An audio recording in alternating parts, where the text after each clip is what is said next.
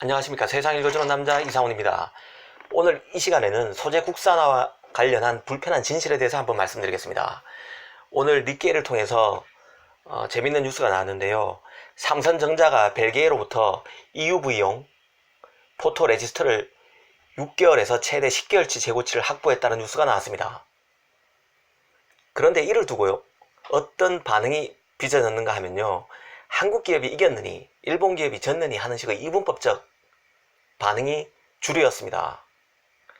삼성이 일본의 해코지에도 불구하고 결국 재고를 확보했다며 일본이 결국 소재업체의 매출만 줄어드는 부메랑으로 이어졌다는 식의 반응이 쏟아졌습니다. 과연 그럴까요? 역설적으로 보면 이번 삼성의 벨기에를 통한 재고 확보 소식은 우리가 일본 수출 규제에 맞서 해법으로 정가의 보도처럼 꺼내는 소재 국산화의 불편한 진실을 말해준다는 생각이 듭니다. 무슨 얘기인지 천천히 설명드리겠습니다. 오늘 니케이발 뉴스였는데요. 삼성전자가 벨기에의 소재업체로부터 포토레지스터 강강액을 조달받고 있다는 소식이 나왔습니다. 말씀드렸다시피 최대 10개월치 재고를 확보했다는 소식이었는데요. 포토레지스터는 저번에 일본 정부로부터 7월 1일부터 수출 심사를 3개월 동안 최대 받아야 되는 조건으로 일본이 규제에 나선 품목입니다. 세계 품목 중에 하나죠.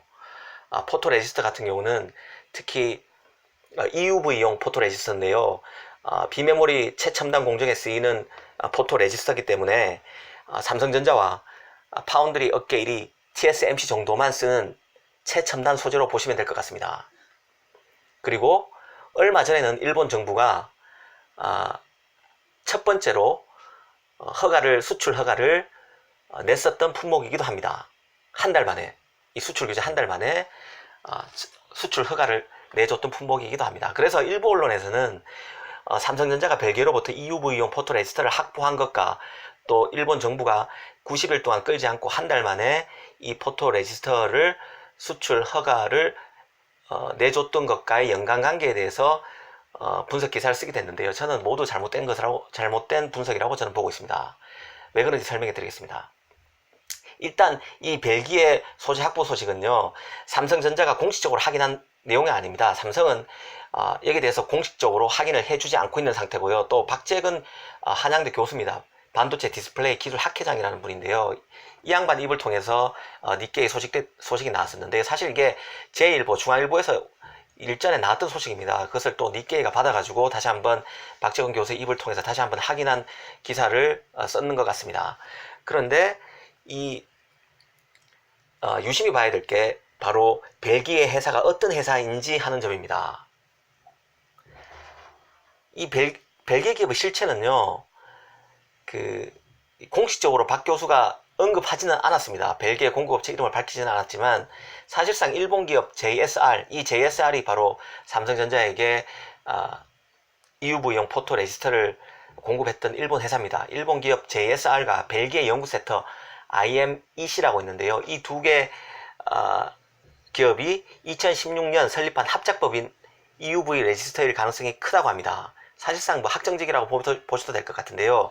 이 합작에서의 최대 주주는 일본 JSR의 벨기에 자회사인 JSR 마이크로입니다. 감이 오시죠? 사실상 벨기에 합작법인은 일본 기업입니다. 최대 주주가 JSR의 벨기에 자회사인 JSR 마이크로입니다. 사실상 일본 기업입니다. 일본의 수출 규제에 따라서 일본의 유럽에 위치한 자회사가 최대 주주로 있는 합작법인으로부터 삼성전자가 소재를 받은 것입니다. 마찬가지로 일본 기업으로부터 소재를 한마디로 일본 기업으로부터 소재를 받았다는 얘기를 해도 무방할 것 같습니다. 그런데 이를 두고 일본 역량이 미비하다는 식으로 아전인수식 해석을 해서는 곤란합니다. 벨기에 업체로부터 소재를 받았으니 일본의 수출 규제의 역량이 작다는 식은 아전인수 해석이죠. 왜냐하면 벨기에 회사도 결국에는 일본 회사이기 때문입니다. 그간 그토록 많이 언급됐던 대만 회사도, 중국 회사도, 러시아 회사도 아닌 사실상 일본 기업인 JSR로부터 이 소재를 받았다는 얘기입니다. 이건 무엇을 의미하는 걸까요? 일본 소재 기업이 만든 소재를 대체하기가 그만큼 어렵다는 의미라고 볼 수 있습니다. 이 니케이 기사에서요, 그 박재근 교수라는 양반은 새로운 공급처를 확보했다고 말했지만 이게 새로운 공급처라고 할 수 있습니까? 일본 JSR로부터 받던 것을 JSR의 벨기에에 있는 자회사, JSR의 자회사가 최대 주주로 있는 합작법인으로부터 받은 것을 새로운 공급처라고 할 수 있나요? 그리고 이렇게 일본 기업이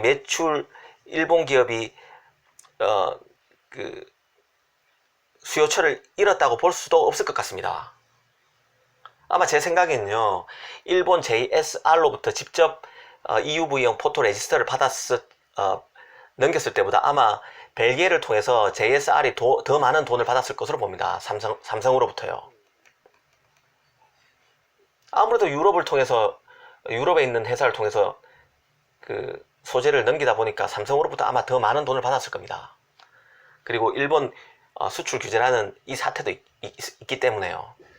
그래서 저는 개인적으로 이런 뉴스를 볼 때는 유심히 봐야 되고요.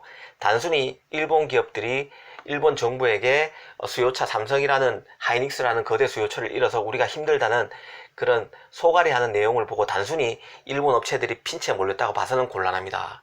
그 이면을 보면요, 사실상 일본 기업들은 그대로 이익을 다 얻어가고 있다고 보셔도 무방할 것 같습니다. 삼성이 새로운 공급처를 찾은 게 아니죠. 유럽 지역에 있는 일본 JSR 관계회사로부터 소재를 얻었을 뿐입니다. 그만큼 일본 기업의 힘이 강하다는 얘기죠. 이런 것을 객관적으로 볼 줄 알아야 되고, 인정할 것은 인정하고 들어가야 우리가 해법을 모색할 수 있습니다. 이것을 인정하지 않으면요, 엉뚱한 해결책을 내놓고 우리가 이겼다고 착각하는 수가 생길 수 있습니다.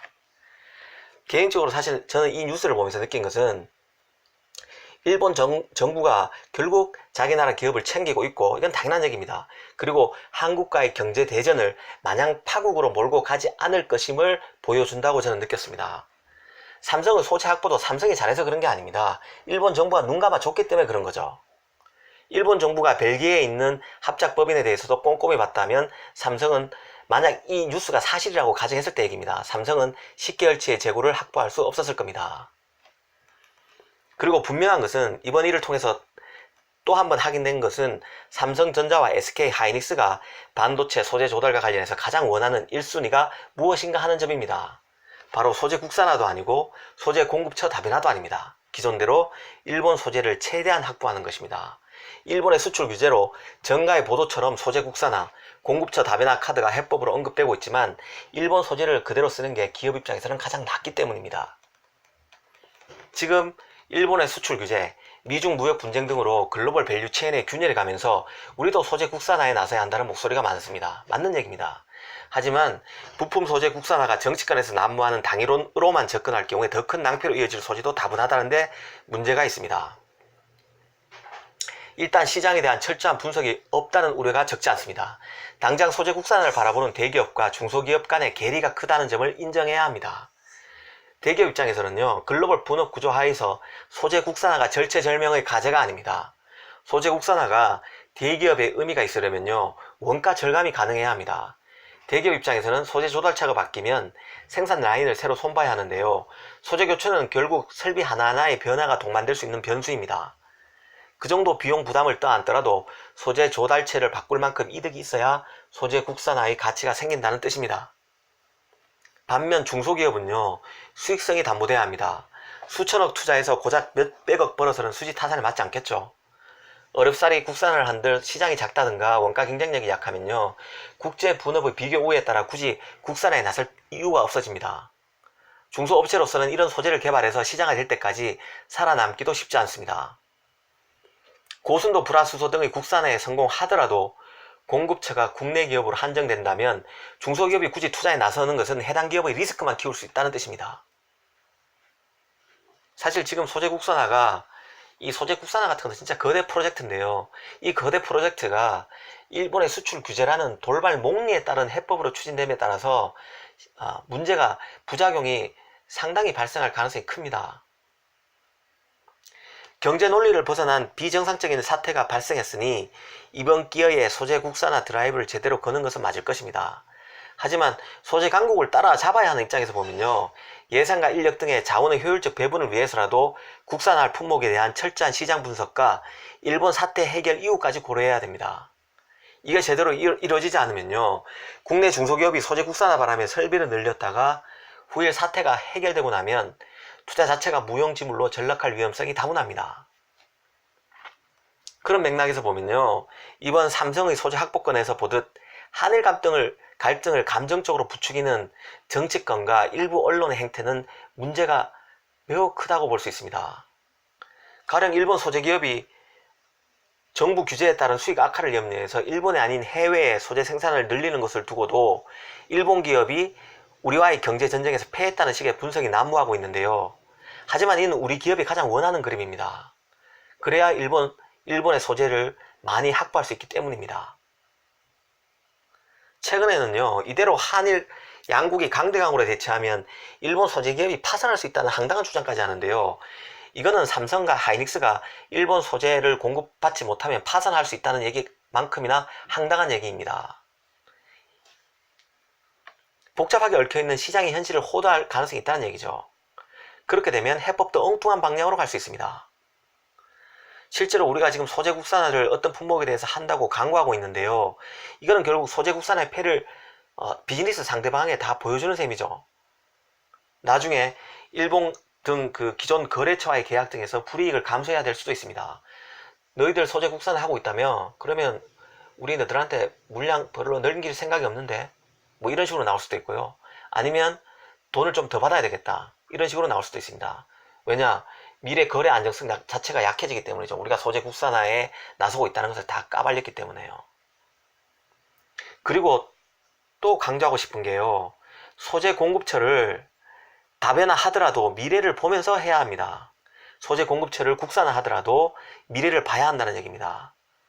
지금 일본이 최고인 분야를 국산화한다는 게 무슨 의미가 있을지 제로 베이스에서 한번 생각해 봐야 됩니다. 그렇지 않습니까? 이미 일본 기업 중심으로 시장이 형성되어 있는 소재를 국산화한들 일본 기업을 따라잡기가 쉬울까요? 어려울 겁니다. 일본이 우리한테 수출을 안 한다는 가정하에서 국산화를 했었던 것이지, 이 일본 업력과 노하우가 굉장한 일본 소재기업과 세계 시장을 대상으로 경쟁하기에는 역부족이라는 뜻입니다. 그러면 어떻게 해야 할까요? 일본이 1등으로 있는 확고한 1등 자리에 있는 소재를 국산화하는 대신 미래 소재에 대해서 연구하는 게 우리로서는 훨씬 더 경쟁력이 있다는 뜻입니다. 선택과 집중부터 제대로 못하고 있다는 생각이 듭니다. 지금 일본의 수출 규제에 따라서 소재 국산화 드라이브를 거는 데 따른 부작용이라는 얘기입니다. 지금 문재인 정부가 미래를 보지 않고 과거의 역사에 자동잡혀 있다는 비판이 많습니다. 하지만 지금 문재인 정부가 밀어붙이고 있는 소재 국산화 전략도 미래가 아닌 일본만 쳐다보면서 국산화 전략에 나서면서 엉뚱한 방향으로 전략을 잘못 짜고 있다는 생각이 듭니다. 이 점에 대해서 유의할 필요가 있다는 생각입니다. 감사합니다.